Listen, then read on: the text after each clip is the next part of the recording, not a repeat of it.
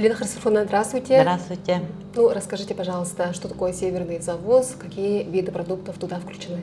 Северный завод– это самый важный и для всех арктических улусов проблемный вопрос за эти последние годы, но все это начиналось с развала Советского Союза, и в 2000-х годах за завоз, продовольственное обеспечение никто так не отвечал. И так получилось, что в 2004 году мы этот вопрос подняли на уровне правительства Республики Саха-Якутия и парламента.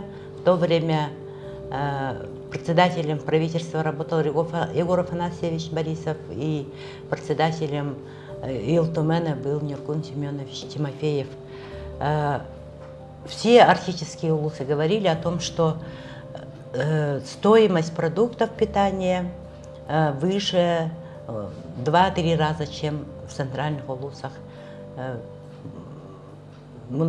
Картошка стоила в то время, если в Якутске 20 рублей, то у нас в арктических по 60-80 рублей. Это было время, когда необходимо было принять срочные меры. И через месяц было принято решение о том, что необходимо определить наименование продуктов питания, которые потом получили как статус социально значимых. И мы сегодня видим по 13 этим социально значимым продуктам предусматривается в бюджете республики расходы на транспортные, и благодаря этим мерам стоимость продуктов должно иметь такую же стоимость, как здесь. Поэтому вопросы эти всегда находятся под строгим вниманием нашего парламента. Северный завоз включены, конечно же, это мука, первый еще раз говорю, да, это крупы, это молочные изделия, сухое молоко, сгущенное молоко, консервы мясные, консервы рыбные. Набор продуктов должны не чиновники, а именно диетологи, врачи общей практики. Это должны быть люди, которые близки к именно исследованиям, которые относятся к иммунологии человека. Это должны быть люди, близкие к вопросам именно питания. Кто занимается северным завозом Якутии? Завозом продуктов, продовольственного товара занимается Якутопторг. Это предприятие, которое со дня 2005 года, уже сколько лет прошло, сегодня мы можем результаты видеть, да? Руководителем является Николай Николаевич Алексеев, это очень опытный руководитель. Поменяли логистику по морю, по рекам, по зимникам, по самолетам, скоропостящиеся зеленые рейсы. Все это все то, что они за эти годы заработали, формы работы.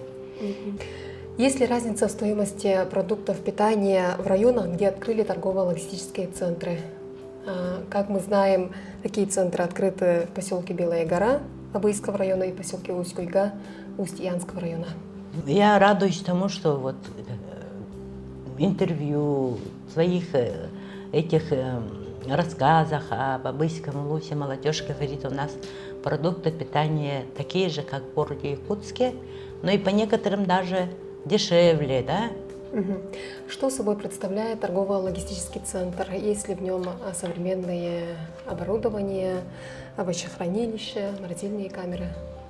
Торгово-логистический центр – это комплекс, в котором мы видим большие камеры морозильные, в которых привозят рыбу, мясо сдают местное население, да? Кроме этого, это оборудование, где хранятся овощи, фрукты. Благодаря тому, ну, это хранение удлиняется. Кроме этого, это торгово-логистические центры, это место, где могли бы местное население вот в наших условиях свою переработанную продукцию сдавать. В 5 улусах уже строятся логистические центры. Это в Булунском, Жиганском и в 3 колымских улусах. В Верхнеколымском, Среднеколымском и Нижнеколымском. 5 логистических центров откроют в этом году. Елена Христофоровна, как вы относитесь к ситуации, которая появилась в интернете из-за вашего комментария? Когда я увидела эту статью, конечно, было как-то не по себе. Как-то и до сих пор мне отправляют люди вот эту фотографию со сгущенками и с хлебом. Вы действительно вот так думаете? Я говорю, вот это я не говорила, правда. Как я могу? А вы поверили, да, спрашиваю. Если поверили, значит, ну, информация не так идет. Ладно. Может быть, с другой стороны, это все-таки подняло интерес к этой теме. Это тоже радует меня, с одной стороны. Поэтому я спокойно отношусь. Но журналисты – это люди, которые берут на себя ответственность за правду, справедливость, ну и, конечно, очень большую ответственность.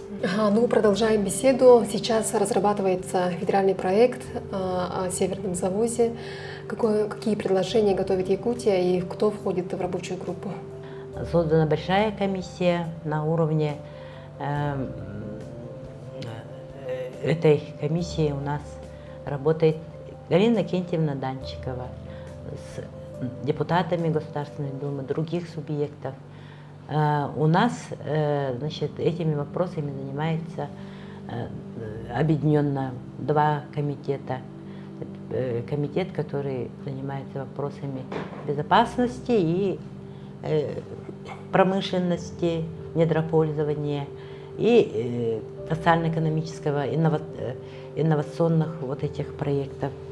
И наш комитет, как бы подкомитет. Но проекта мы еще не получили, пока это только обсуждается. Задание президента страны Владимира Владимировича есть, поэтому Путина, поэтому мы надеемся где-то к сентябрю-октябрю получим текст. Только после получения текста содержанием начинается работа. Я очень надеюсь на то, что вот на этих обсуждениях будут активное участие принимать представительные органы власти. Население может внести предложение, и мы надеемся на конструктивный вот исход этой работы. Вы в своих выступлениях говорите о том, что за Северным завозом, за качеством поставляемых продуктов должен вестись контроль. Как вы считаете, кто мог бы заняться этой работой в республике?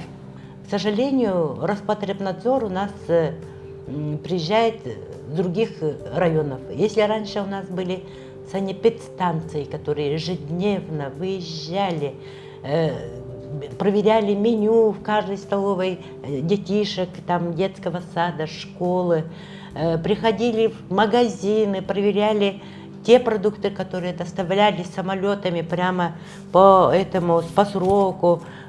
Потом приходили, проверяли, вот эти продукты по сроку проданы, распроданы или они остались в остатке, что они будут делать с этими продуктами. Всего этого сегодня нет. Поэтому вопрос, конечно, не очень сложный. Можно было бы на уровне ветеринарных станций, которые мы юридически сегодня, опять же, объединили центральные районы, да, их бы оставить юридическими лицами и какую-то часть вот этих полномочий передать Роспотребнадзора. Ну, Елена Христофоровна, заключительный вопрос.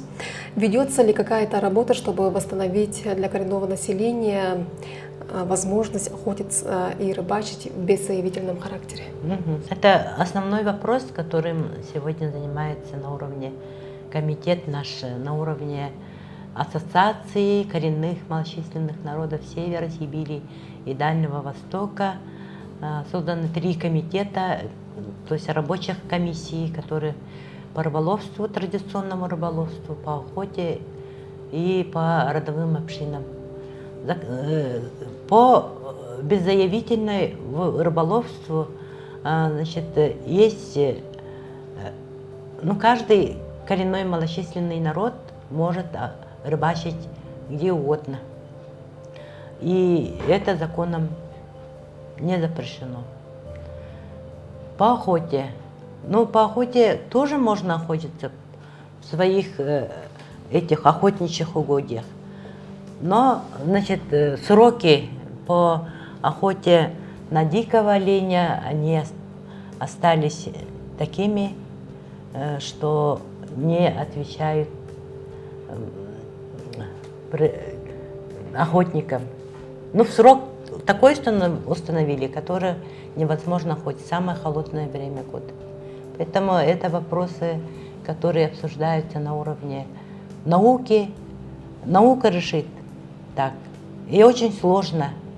И даже ставится сегодня вопрос о том, чтобы запретить охоту на северного оленя.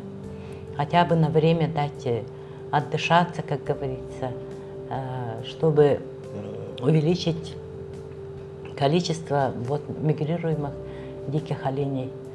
По всем вопросам охоты, касаемо дотации на песца, например, на соболя, все эти вопросы дотации, это значит дополнительная сумма к бюджету на одну шкуру, да? Эти вопросы у нас обсуждались. Мы над этими вопросами сейчас занимаемся, и идут вопросы сложные. Мы пытаемся доказать, что жизнь людей в Арктике зависит от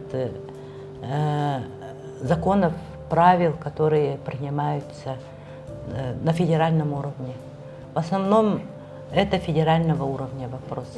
Елена Христофоровна, благодарю за беседу.